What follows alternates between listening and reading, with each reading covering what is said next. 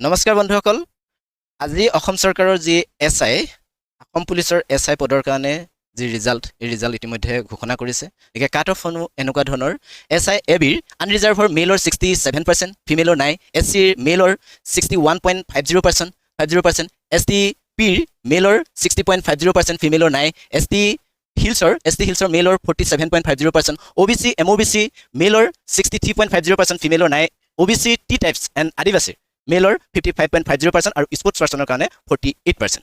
তাৰপিছতে SI UB আনৰিজাৰ্ভৰ মেলৰ হৈছে 65.50%, ফিমেলৰ 55%, এছটিৰ মেলৰ 60.50%, ফিমেলৰ 48%, এছটি পিৰ মেলৰ 58.50%, ফিমেলৰ 49%, এছআই ইউবিৰ এছটি হিলছৰ মেলৰ 42.50%, ফিমেলৰ 37.50%, অ'বিচিৰ মেলৰ 62%, ফিমেলৰ 51%। তাৰপিছতে অ'বিচি টি টাইপছ এণ্ড আদিবাসীৰ মেলৰ 55.50% আৰু ফিমেলৰ 46%।